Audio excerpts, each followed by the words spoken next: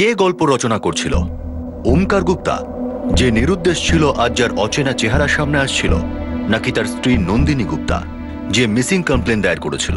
আর এই সবকিছুর মধ্যে মনীষা চন্দ্র কে ছিল আর কি ছিল তার ভূমিকা? প্রথম থেকে তোলাবাজির কেস বলে মনে করে আসা এই ঘটনার আসল রং কি ছিল? হ্যাঁ, হ্যালো। বড্ড বেশি ঝামেলা করছে, মেরে ফেলো। একটা খুনের নির্দেশ দেওয়া হয়েছিল। নিরুদ্দেশ ওমকার গুপ্তার জীবন কি বিপদের মধ্যে ছিল, নাকি কাহিনীতে আরো একটা অনেক বড় টুইস্ট অপেক্ষা করছিল?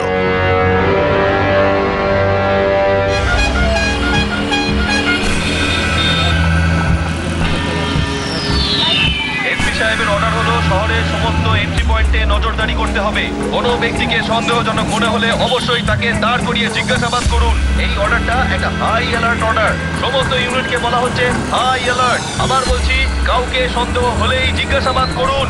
Over and out.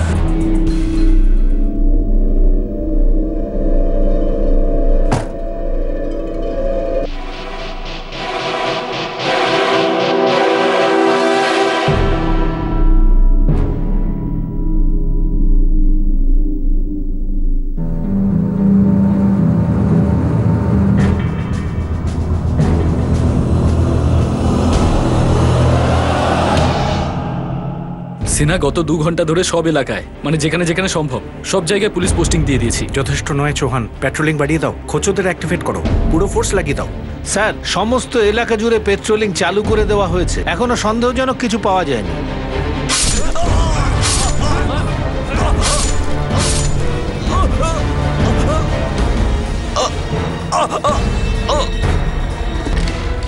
স্যার, 4 ঘন্টা হয়ে গেছে, কিন্তু এখনো কেউ অ্যারেস্ট হয়নি। মনীষা আর নকল প্রকাশ মিশ্রের ফোন নাম্বার লোকেশনকে পিন পয়েন্ট করা হয়েছে? এখনো হয়নি স্যার। এটা হচ্ছেটা কি সিনা? আমাদের কাছে খবর রয়েছে যে একটা মার্ডার হতে চলেছে, আর আমরা এখানে বসে বসে আঙুল চুষে যাচ্ছি। হ্যাঁ রফিক স্যার, এইমাত্র দেখলাম মনীষার ফোনে নকল প্রকাশের নামে ফোন যাচ্ছে। প্যাচ করছি।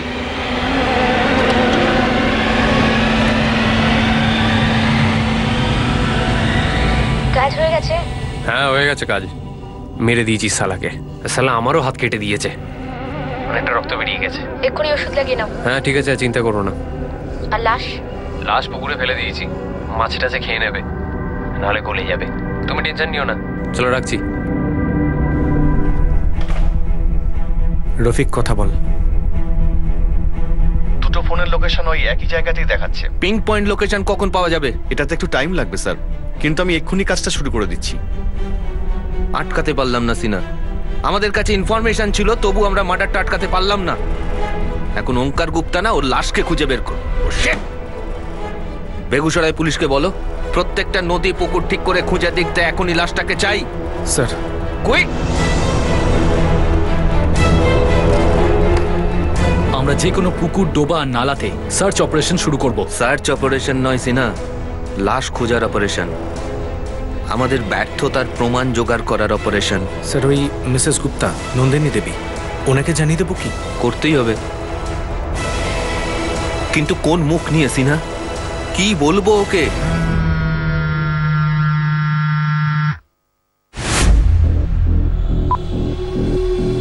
হ্যালো। কিছু জানতে পারলি? না দাদা, কিচ্ছু জানতে পারিনি। মনে জোর রাখ দিদি। মনে জোর রেখে কি করব? কার জন্য অপেক্ষা করব? একজন অপরিচিত মানুষের, যে আমাকে শুধু মিথ্যে বলেছে, আমাকে প্রতারণা করেছে,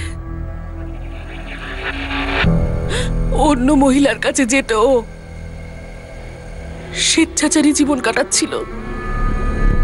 আমি কেন কিছু জানতে পারিনি দাদা? আমি কিচ্ছু বুঝতে পারিনি।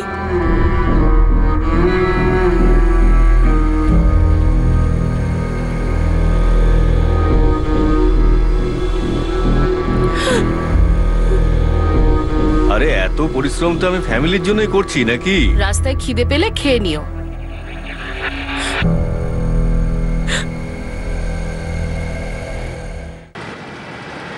পুলিশ খুঁজতে বেরিয়েছিল মনীষা চন্দ্র আর তার সঙ্গীদের, কিন্তু এখন তারা সন্ধান করছে একটা লাশের। বেগুসরাইয়ের আশেপাশের প্রত্যেকটি পুকুর, প্রত্যেকটি জলাশয়, প্রত্যেকটি নদী নালা তল্লাশি করা হচ্ছিল। আরো 2 দিন ধরে লাশের খোঁজ চালিয়ে যাওয়া হয়, আর অবশেষে পুলিশ একটা দেহ পায়।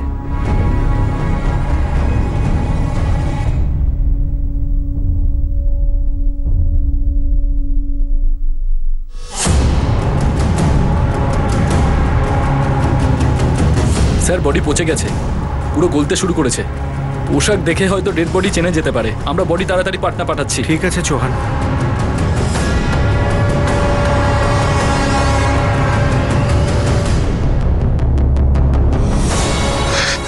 কোথায় যাচ্ছ মা? শোনা, মা কাজে যাচ্ছে, চলে আসবি তাড়াতাড়ি।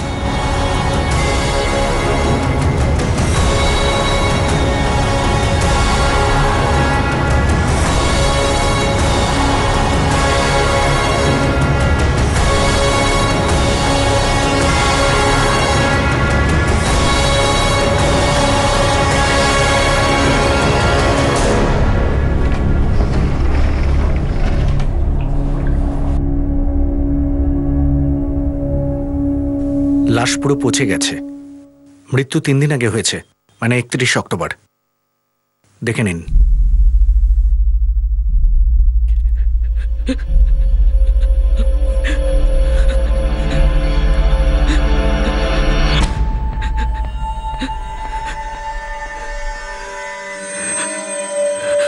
শুনেছি মর্গে নাকি খুব ঠান্ডা হয় বৌদি।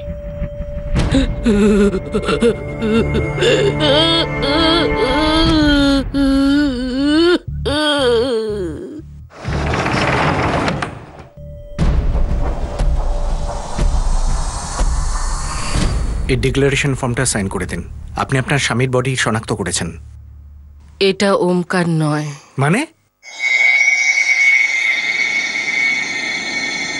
স্বামীর দেহ না হলে মর্গে আপনি লাশ দেখে কাঁদছিলেন কেন? সে তো আমি গত কয়েকদিন যাবৎ কেঁদেই যাচ্ছি, সহ্য করতে পারিনি। কিন্তু ওই লাশ ওমকারের নয়। আপনি এত নিশ্চিতভাবে বলছেন কি করে যে এই লাশ ওমকারের নয়? ওমকারের সঙ্গে জীবনের 12 বছর কাটিয়েছি আমি সাহেব। ওর বডিকে আমি ভালোভাবে চিনি,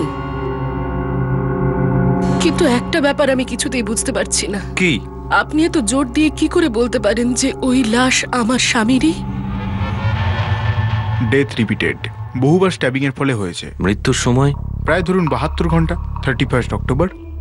দেখুন, আমরা মনীষা চন্দ্রের কল ট্যাপ করছিলাম, তখন ওর এক সঙ্গীকে মার্ডার করার জন্য বলে। আমরা অনেক চেষ্টা করেছি, কিন্তু মার্ডার হওয়া থেকে আটকাতে পারলাম না। আমি কিচ্ছু বুঝতে পারছি না। আমি এও জানি না যে আপনি আমাকে এসব কেন বলছেন। আমি ওই মনীষাকেও চিনি না, আর এখন তো মনে হয় আমি ওমকারকেও চিনতে পারিনি। কিন্তু আমি এটা জানি, আর আবার বলছি, যেই মানুষটার সঙ্গে আমার বিয়ে হয়েছিল ওই লাশ ওই মানুষটার নয়। আর এই কথাটা আপনি আমার উপর চাপিয়ে দিতে পারেন না। পুলিশ এবার ভয়ঙ্কর দোটানায় পড়ে গিয়েছিল। লাশটা দেখে নন্দিনী কান্না করেছিল ঠিকই, কিন্তু সে খুব জোরালোভাবে দাবি করছিল যে এই লাশটা ওমকার গুপ্তার নয়। এখন লাশটা শনাক্ত করার একটাই উপায় আছে, আর সেটা হলো মনীষা চন্দ্র আর তার সঙ্গীদের পর্যন্ত পৌঁছানো। কিন্তু সেটা এতটাও সহজ ছিল না, কারণ এখন মনীষা চন্দ্র ফোন রাডারের বাইরে চলে গিয়েছিল। স্যার, মনীষার সহযোগী নকল প্রকাশ মিশ্র, ওর ফোনও আউট অফ রাডার হয়ে গেছে। সিনহা, মনীষা চন্দ্রই একমাত্র ছিল যাকে ধরে কেসটাকে মেটানো যায়, আর ওর ফোনও এখন আউট অফ রাডার। ওকে ছাড়া এই কেস ব্লাইন্ড কেস ছাড়া আর কিছুই নয়। স্যার, বেগুসরাই পুলিশ পুরোপুরি চেষ্টা করছে। আর চৌহান, বাস্তবে এটা আদৌ আছে তো? একদমই তৈরি। ওদের দুজনকে পুরো এরিয়া চেনে। ও বলছিল যে মনীষা একটু অন্য ধরনের মহিলা ছিল। এবার সিনহা, সবাই তো আর মিথ্যে কথা বলবে না। আমাদের নাকের নিচে ক্রিমিনাল সব থেকে বেশি ক্রাইম করছে। আমাদের কেরিয়ারে সারা জীবনে এটা সাজা হিসেবে থাকবে। সিনা, এত সহজে আমাদের রেডার থেকেও বেরিয়ে গেল কি করে? স্যার, ওর ফোন এখনো ট্যাপ করা হচ্ছে। কোনো না কোনো সময় তো সুইচ অন হবেই।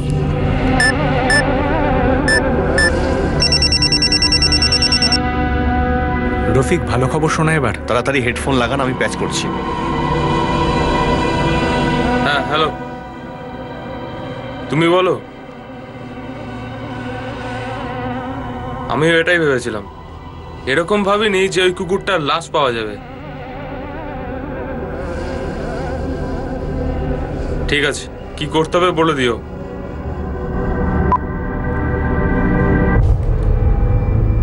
বল রফিক। স্যার, লোকেশন আবার একই জায়গাতেই দেখাচ্ছে, আর স্যার নাম্বারটা আবার সুইচ অফ হয়ে গেছে। এই নাম্বার যেখান থেকে কথা বলছিল, এটা নকল প্রকাশ মিশ্রর বলে তো মনে হচ্ছে না। না স্যার, কিন্তু এই নাম্বারের ডিটেলস আমি এক্ষুনি বের করে দিচ্ছি। তো এই নাম্বার নিশ্চয়ই আমাদের মনীষা চন্দ্র পর্যন্ত পৌঁছে দেবে।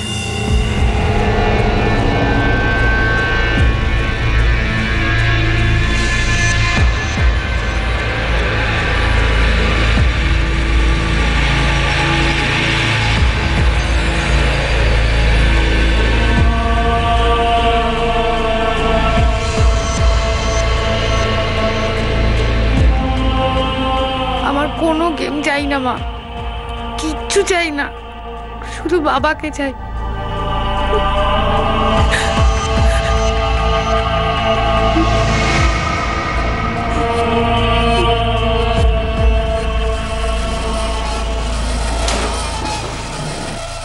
এই মাথুরের সাথে মনীষার কথা হয়েছিল স্যার, বেগুসরাইয়েরই।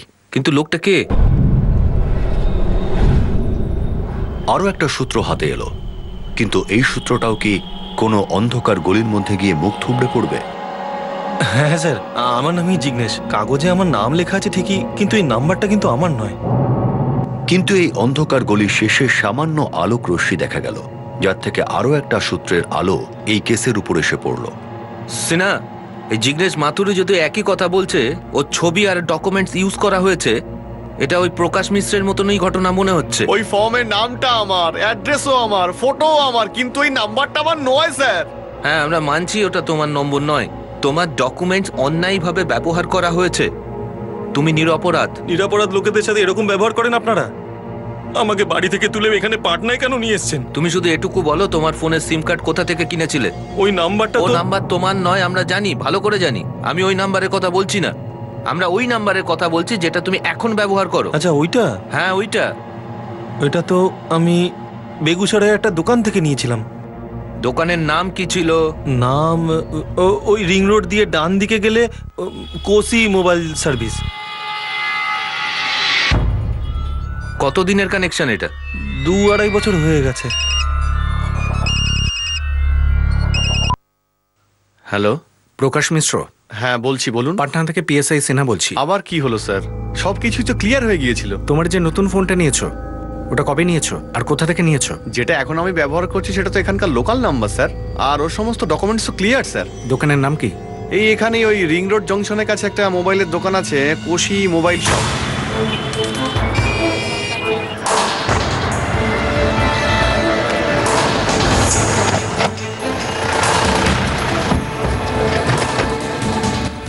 সেই আর কি বলবো।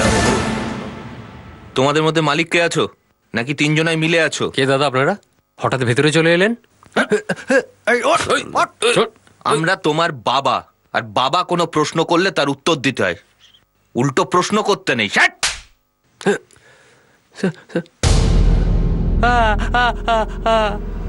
কাজ হয়ে গেছে, কেটে ফেলেছি মালটাকে, কিন্তু সালা আমার হাতটা কেটে দিয়েছে। বল, কোথায় মনীষা চন্দ্র? আমি মনীষা টনীষা কাউকে চিনি না। জানিস না?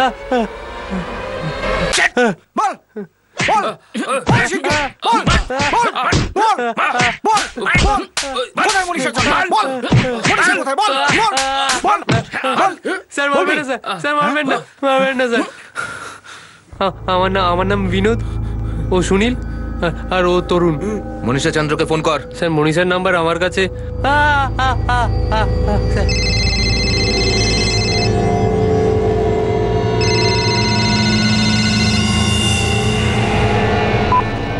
হ্যালো, ফোন স্পিকারে দে। হ্যালো, কে বলছেন? মনীষাকে ফোন দাও। উনি তো মোবাইল চার্জে দিয়ে চলে গেছেন, 15 মিনিট পরে আসবেন, তখনই ফোন করবেন। জিজ্ঞেস কর দোকান কোথায়।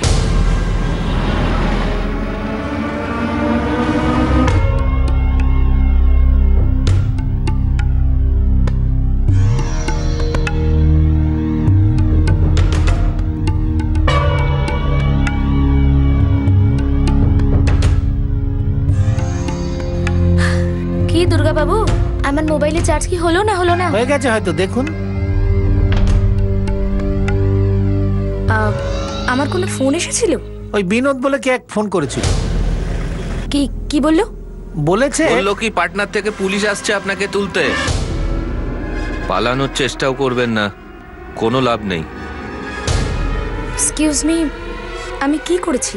দেখুন মনীষা দেবী, আমাদের ভেদাভেদ এইটুকুই সীমিত যে এখন ওরা মাটিতে বসেছে আর আপনি চেয়ারে বসেছেন। এবার তাড়াতাড়ি বলুন ওঙ্কার গুপ্তা কোথায় আছে, না হলে আপনিও ওখানে হবেন ওদের সাথে।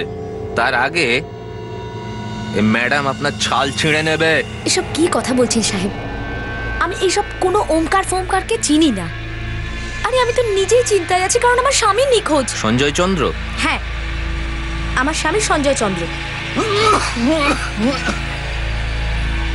সিনা, এই নিখোঁজ হওয়ার একটা মৌসুম চলছে নাকি একটা রোগ? পাটনার থেকে ওঙ্কার গুপ্ত নিখোঁজ, বেগুসরাই থেকে সঞ্জয় চন্দ্র নিখোঁজ। চলুন ঠিক আছে, ওঙ্কার গুপ্তর সাথে সাথে আপনার স্বামীকেও খোঁজ করার চেষ্টা করছি। প্লিজ এটা করুন স্যার, আমি খুব চিন্তায় আছি, আমি আর পারছি না স্যার। খুব প্রেম দেখছি আপনাদের দুজনের মধ্যে, বুঝতে পারছি, কিন্তু একটা কথা বুঝতে পারছি না। বেগুসরাই থেকে আমরা পাটনা পর্যন্ত এলাম, কিন্তু রাস্তায় একবারও আপনার স্বামীর নিখোঁজ নিয়ে কিছু বললেন না। কারণ ও গত 2 সপ্তাহ ধরে নিখোঁজ। কোথা থেকে? কোথা থেকে মানে এটা কি আমার বাড়ি থেকে? আর কোথা থেকে? ওখান থেকে তো আপনিও নিখোঁজ 2 সপ্তাহ ধরে। তখন থেকে আপনার বাড়ির ওপর নজর আছে আমাদের। কোথায় ছিলেন আপনি? আরে আমি আমার স্বামীকে খুঁজছিলাম, ও অসুস্থ। বেচারা সারাদিন কাঁদতে থাকে, দরজার কাছে নিজের বউয়ের জন্য অপেক্ষা করতে থাকে, কেননা বউ কোথায় গিয়েছে, কোন লজে গেছে, আজকে কার সাথে আছে। আপনি কি বলতে চাইছেন? বলা শোনায় তো আপনার পাড়ার লোক সবাই বলে দিয়েছে। পুলিশ কবে থেকে এসব গুজবে বিশ্বাস করতে লাগলো? বিশ্বাস তো আমরা কারোর ওপরেই করি না, ডেড বডি কেউ না। Dead body? হ্যাঁ, একটা ডেড বডি আছে আমাদের কাছে, আর আমরা চাই যে আপনি চলুন আর ডেড বডিটাকে দেখুন, আর আমাদেরকে এটা বলুন যে এই ডেড বডিটা কার আর ওর মৃত্যু কি করে হলো। দেখুন স্যার, আমি কোথাও যাব না, আর কোনো লাশ টাশ আমি দেখবো না, আমি বলে রাখলাম। আপনি লাশটাকে চিনবেন না তো আমরা আপনাকে কি করে চিনবো? আমি কোথাও যাব না। চলুন। আরে আমি যাব না ভাই। আরে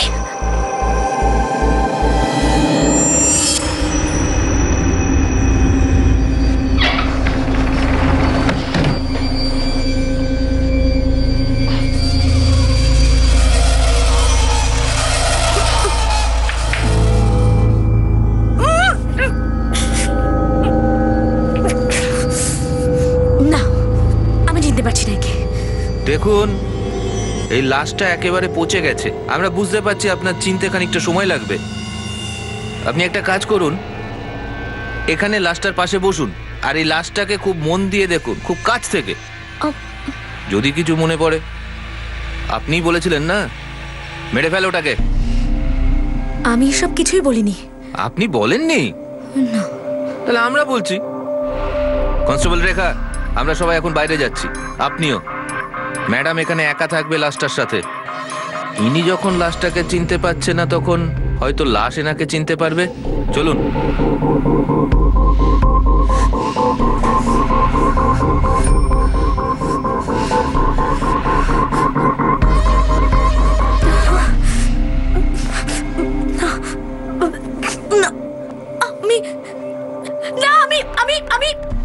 আমি সব বলতে চাই। খুলুন দরজাটা, খুলুন। আমি সবকিছু বলছি, দরজাটা খুলুন, দরজাটা খুলুন। আমাকে এখান থেকে বের করুন, আমি এখানে থাকবো না। বের করুন আমাকে এখান থেকে, বের করুন আমাকে, প্লিজ আমাকে এখান থেকে বের করুন। আমি সব বলে দিচ্ছি। সবকিছু বলে দেবেন তো? সব বলে দেবো স্যার, প্লিজ আমাকে এখান থেকে বের করুন, আমি এখানে থাকতে চাই না। খোলো।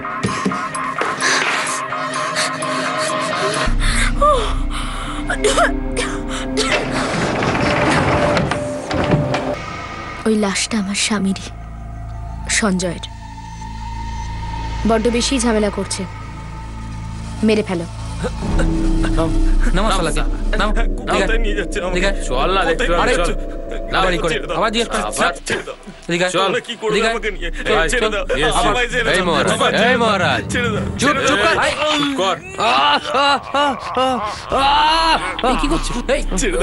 আমায় ছেড়ে দাও, আমায় ছেড়ে দাও, আমায় ছেড়ে দাও।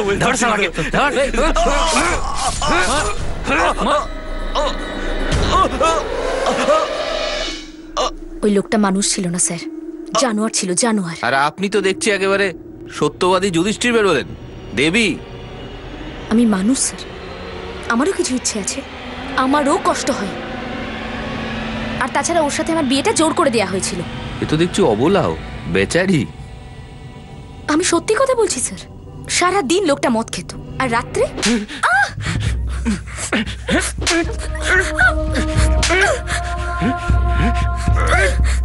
কোথায় গেছিলি? কোথায় গেছিলি তুই?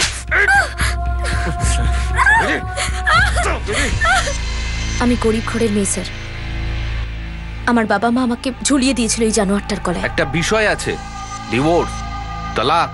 যদি এমনিতে চলে যেতাম না, একটা কানাকড়িও পেতাম না। আর আমার টাকা চাই। বাহ, খুব সুন্দর চাহিদা ছিল আপনার, একজন লোকের সঙ্গে থাকার জন্য আর তার মার খাওয়ার জন্য। স্যার, আমি অন্য একজনকে ভালোবাসি। আমার মা বাবা তো আমার ভালোবাসার গলা টিপে খুন করলো, আর যখন জোর করে এর সঙ্গে আমার বিয়ে হলো, ভাবলাম জীবনে ভালোবাসা তো পেলাম না, অন্তত পক্ষে টাকা পাবো আমি। এই তোমার মা বাবা আমাদের জীবন নষ্ট করে দিয়েছে। যা হওয়া সেটা হয়ে গেছে বিনোদ, কিন্তু আমি সবটা নষ্ট হতে দেব না। তাই সবসময় আমার সাথে দেখা করবে? সারা জীবন। আর ওই মাতালের কাছে শুধু পয়সার জীবনটাই থাকবে। এই মনীষা, ও যত তাড়াতাড়ি সরবে ততই ভালো, তাতে আমাদেরই ভালো। ব্যাস, শুধু ওটাই তো আছে ওর কাছে, যার জন্যই তো ওর সঙ্গে আমি এখনো আছি। বিনোদের সঙ্গে সম্পর্কটা বজায় রেখেছিলাম, সেই জন্যই বেঁচেছিলাম স্যার। না হলে এই জল্লাদের সঙ্গে জীবন কাটানো অসম্ভব। এত মারতো যে আপনি ভাবতেও পারবেন না। আমরা তো এটাও বুঝতে পারছি না যে এই মারার জন্য আপনি মার্ডার কেন করালেন। যার জন্য এত কিছু সহ্য করছিলাম না স্যার, সেই টাকা তো রইল না। আমার সব কিছু শেষ হয়ে গেল শুধু ওর অসুখের জন্য।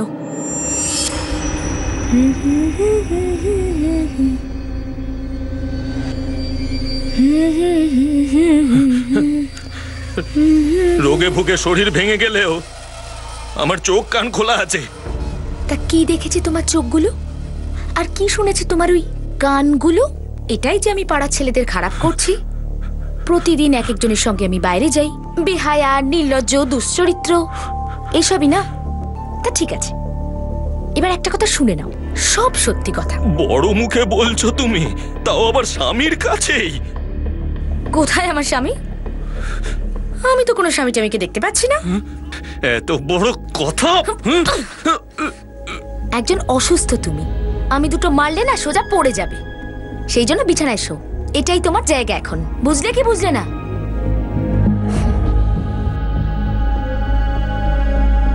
আরে আর কতদিন বাঁচবে? শালা কাস্তে কাস্তেই মরে যাবে তো। না, এভাবে মরে গেলে আমি খুব একটা শান্তি পাবো না।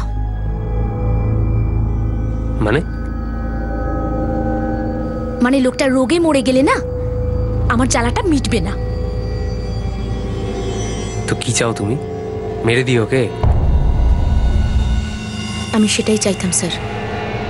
ওকে মারার প্ল্যান করেছিলে? হ্যাঁ, আমি ডাক্তার দেখাবার বাহানা করে ওকে বাড়ির বাইরে নিয়ে যাই। 2 সপ্তাহের জন্য আমি ওকে বিনোদের বাড়িতে রাখি। কেন? ঠিক করে উঠতে পারছিলাম না স্যার, মেরে দেবো না ছেড়ে দেবো। তো মারার কথা কখন ভাবলে? আমাকে ভাবতে হয়নি স্যার, এটা তো ও নিজেই ঠিক করলো। এত ঝামেলা করতে শুরু করলো, এত বাড়াবাড়ি করতে লাগলো যে মৃত্যুকে তো নিজেই ডেকে আনলো। কত সহজে আপনার সব দোষ আপনার স্বামীর ওপর দিয়ে দিচ্ছেন, আর আপনার ভেতরে কি যেন বলছিলেন, সামান্যতম অনুতাপ নেই। নেই স্যার, সামান্যতমও নেই। আসলে কি জানেন, আমার মা বাবা না বিনোদকে অপছন্দ করত, তাই আমাকে সিধে করার জন্য এই জল্লাদের সঙ্গে আমার বিয়েটা দিয়ে দেয়। যদি সেই সময় আমি বিনোদের সঙ্গে পালিয়ে যেতাম না, তাহলে শুধু এইটুকুই কষ্ট হতো যে আমি মা বাবার মনে দুঃখ দিয়েছি। আর যাই হোক, এটা তো করতে হতো না। একটা খুনের তকমা লাগতো না মাথায়। একটাই খুন আপনার মাথার উপরে? শিওর? কেননা নিখোঁজ তো 2 জন হয়েছে। আচ্ছা, আপনার এই জমজমাটি প্রেম কাহিনীর মধ্যে ওই লিট্টি চৌকা লোকটা কি করে এলো? ওঙ্কার গুপ্তা।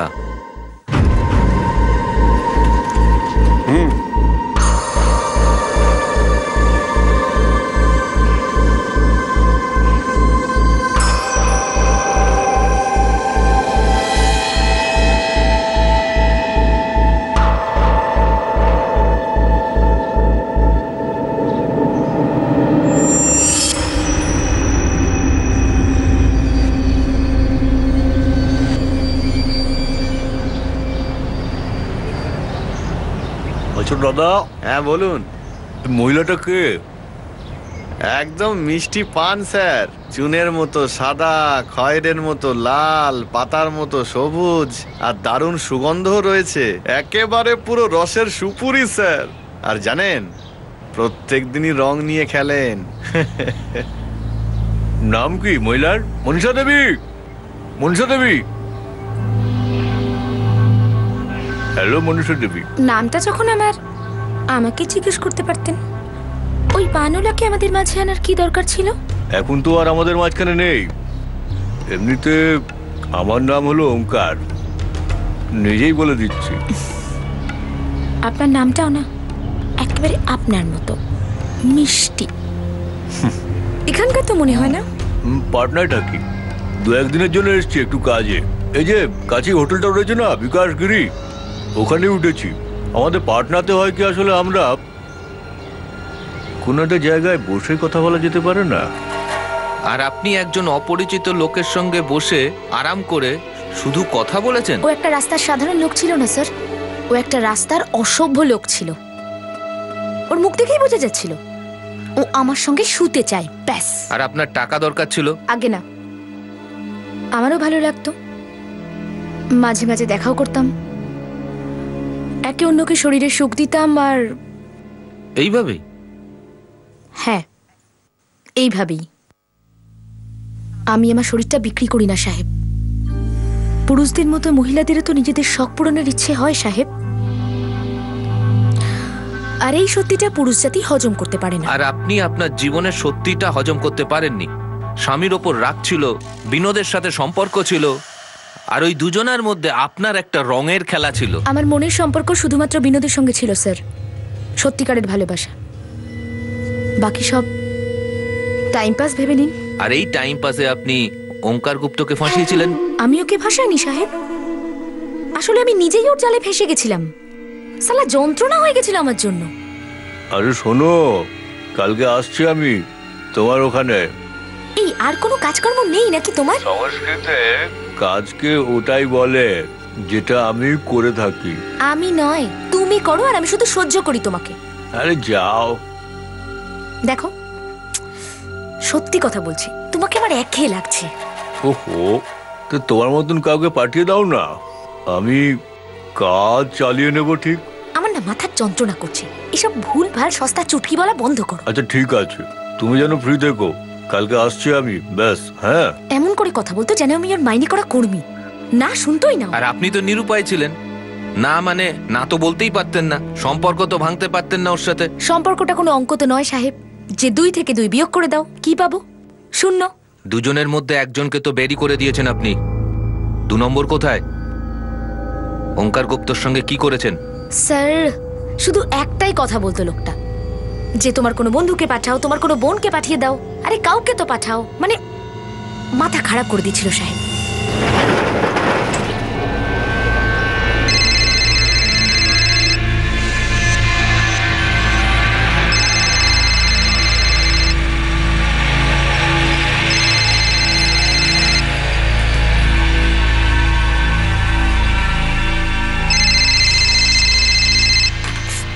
মাথা খারাপ করে দিচ্ছে শালা, ফোনটা বন্ধ করে দি।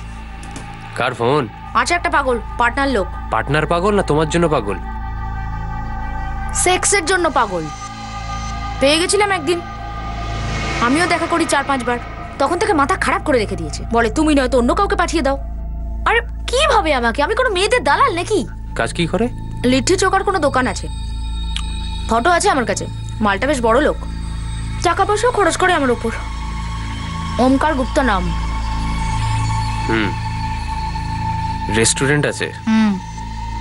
তাহলে তো প্রচুর পয়সা হবে হয়তো। তো ডেকে নাও। হ্যাঁ, তুলে নি, মোটা টাকা পেয়ে যাব। চুপ। আরে কেন চুপ? সত্যি বলছি, ভয় চোটে যা চাইবো তাই দেবে, 10-15 লাখ তো দিয়েই দেবে। ছেলের হাতের মোয়া নাকি যে সমস্ত কথা বলছো?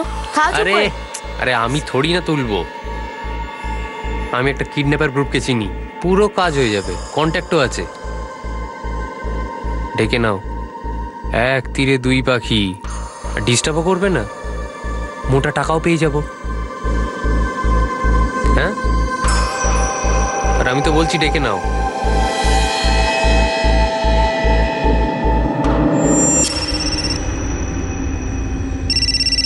বাবা, তোমার ফোন বাজছে।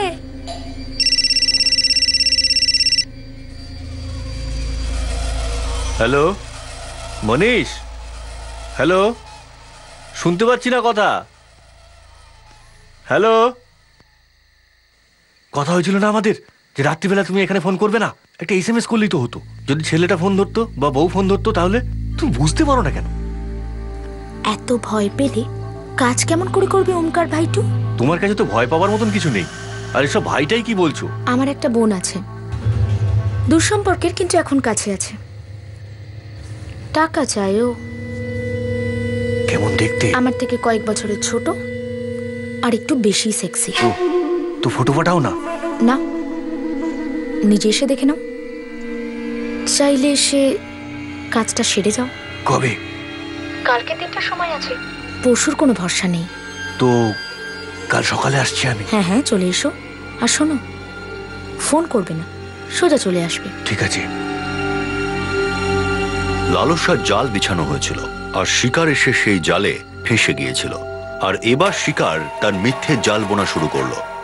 নিজের স্ত্রীর সামনে ফোনে কথা বলার নাটক শুরু করে দিল। গত 7 বারের মতো এবারও নালন্দা যাওয়ার মিথ্যে কথা বলল। কিন্তু এবার ওমকার আদৌ বুঝে উঠতে পারেনি যে বেগুসরাইয়ে বিপদ তার জন্য ওত পেতে বসে আছে।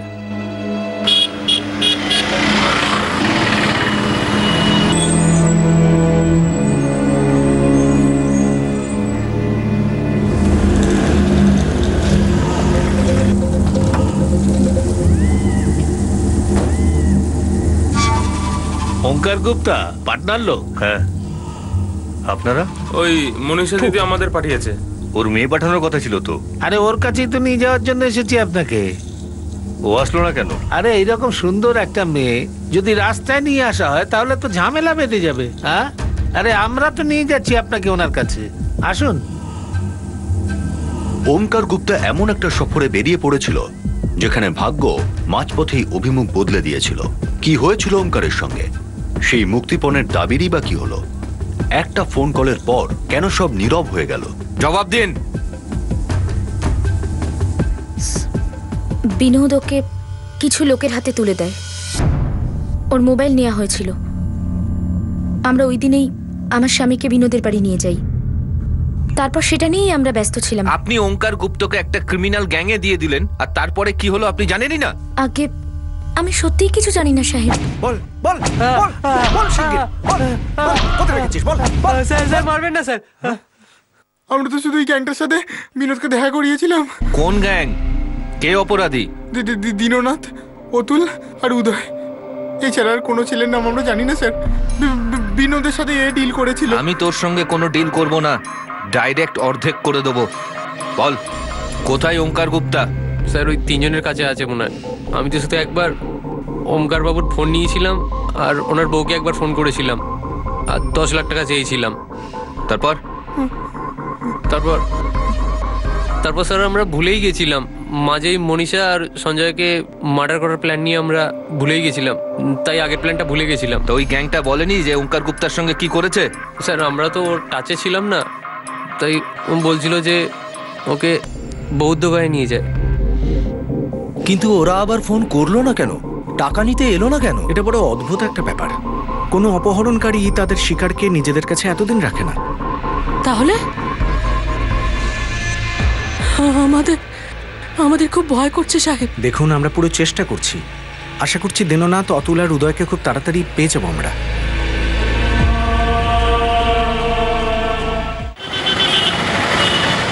স্যার আপাতত আমাদের এখানে 2টো গ্যাং হেভি কাজ করছে, আর 2টো গ্যাং এই দীননাথ নামে একটা লোক আছে। সেটা একটু কনফিউশন স্যার। সেটা আমরা দেখে নেব, তুই খবর দে। এখানে হাইওয়ের পাশে গঙ্গা কিনারা নামে একটা হোটেল আছে। খবর পেয়েছি যে কালকে 12টা নাগাদ 2 জন দীননাথের মধ্যে একজন কারোর থেকে মাল নিতে আসছে।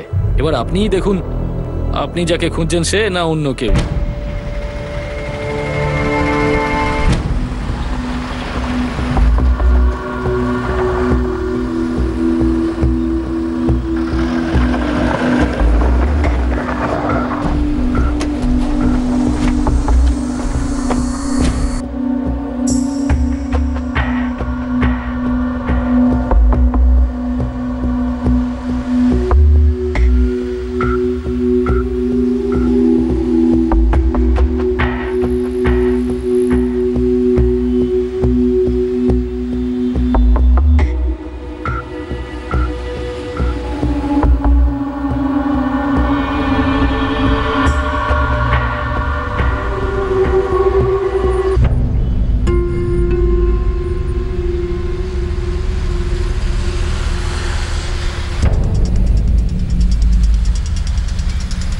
আমাদের সামনের টেবিলটাতে ব্রাউন শার্ট, ঘাম ঝরছে যার, মনে হচ্ছে এই টাকাটা নিয়ে এসেছে।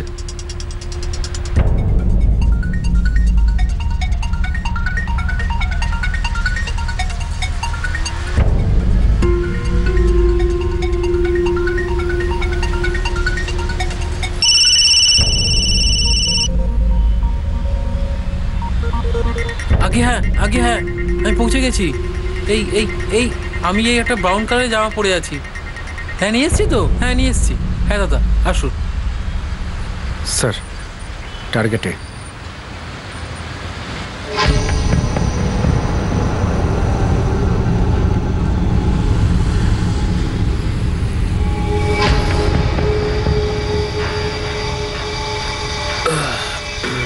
অ্যাটাচি দিয়ে দাও ওকে। এবার বাড়ি যাও, সন্ধ্যের মধ্যে তোমার ভাই পৌঁছে যাবে। পুরো টাকাটাই নিয়ে এসছি। আরে ভাইটাকেও তো পুরো ফেরত দেবো, যাও এখন। দেখা ওদিকে ওর ভাই ঘরে যাবে আর তুমি আমাদের সঙ্গে জেলে যাবে। পুরো সত্যি কথা না বললে পুরো বন্দুক ঢুকিয়ে দেবো। এতে ধরো, চল তোলোদের। বস না মাটিতে।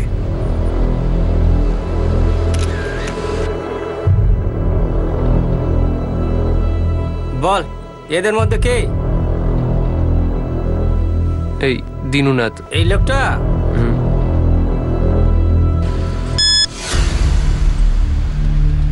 স্যার আমাদের দিনুনাথ। পার্টনার ওঙ্কার গুপ্তা তোমাদের সঙ্গে ছিল, কোথায় আছে?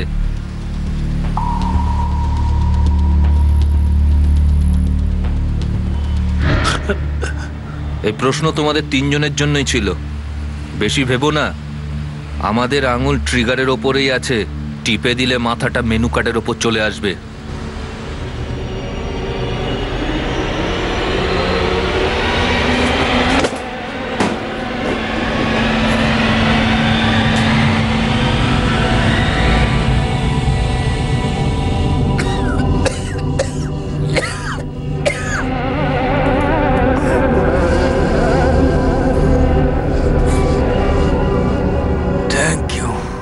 চলুন ওঙ্কার বাবু, আপনার স্ত্রীকে অনেক জবাব দিতে হবে এখন।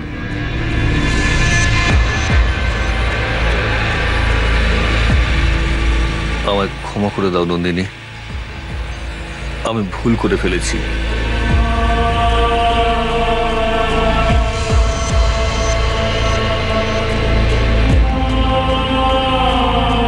যদি সম্ভব হয় তো কখনো বিনয়কে এসব বলো না। নিজের স্টেটমেন্টে ওঙ্কার এটা স্বীকার করে নেয় যে বিজনেস বাড়ানো বা ব্রাঞ্চ খোলা শুধুমাত্র একটা বাহানা ছিল, যেটা সে তার রঙিন জীবনের শখ পূরণের জন্য ব্যবহার করেছিল। বিনোদ কাশ্যপ আর তার দুই সঙ্গী তরুণ আর হরিশকে আইপিসি 302 ধারা অনুযায়ী সঞ্জয় চন্দ্রের হত্যার জন্য, 34 নম্বর ধারায় কমন ইন্টেনশনের জন্য আর 201 ধারা অনুযায়ী প্রমাণ লোপাটের অভিযোগে গ্রেফতার করা হয়েছে। এই তোলাবাজদের বিরুদ্ধে কিডন্যাপিং এর জন্য আর হুমকি দেওয়ার জন্য আইপিসির 364 ধারায় অভিযোগ দায়ের হয়েছে। আর তাদের বিরুদ্ধে আগের অনেকগুলি কেসেরও মোকদ্দমা শুরু হয়েছে। মনীষা চন্দ্রের বিরুদ্ধে আইপিসি 302 ধারা অনুযায়ী হত্যার জন্য আর 34 নম্বর ধারায় কমন ইন্টেনশনের অভিযোগ দায়ের হয়েছে। এই কেসের এখন ট্রায়াল চলছে।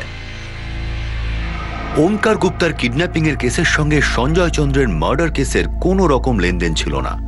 এর মধ্যে শুধু কমন ছিল মনীষা চন্দ্র। এই কেসে পুলিশের কাছে কোনো সূত্র ছিল না, আর না এই মিসিং কেসের পিছনের উদ্দেশ্য সামনে আসছিল। কিন্তু ওমকার যে তার স্ত্রীর কাছে মিথ্যে কথা বলেছিল, সেই তথ্যের ভিত্তিতেই পুলিশ ওমকারকে বাঁচিয়ে ফেলে। কিন্তু আফসোস যে সব তথ্য হাতে পাওয়া সত্ত্বেও তারা সঞ্জয় চন্দ্রকে বাঁচাতে পারল না। জালে যে ফাঁসে সে বুঝতেই পারে না যে তার জন্যই জাল পাতা হয়েছে। কিন্তু প্রায়শই এটাই হয়ে থাকে যে যখন শিকার কোনো ভুল বা অনৈতিক রাস্তা বেছে নেয়, তখন সেই রাস্তা নিজে থেকেই একটা জালে পরিণত হয় আর শিকারকে আষ্টে পৃষ্ঠে নিজের মধ্যে জড়িয়ে ফেলে, ঠিক যেভাবে ওমকার গুপ্তার কেসে হয়েছে। আমি অনুপ সোনি এখন আপনাদের থেকে বিদায় নিচ্ছি। ততক্ষণ সুরক্ষিত থাকুন আর দেখতে থাকুন ক্রাইম পেট্রোল সতর্ক। শিক্ষা একজনের, জ্ঞান আমাদের সবার। জয় হিন্দ।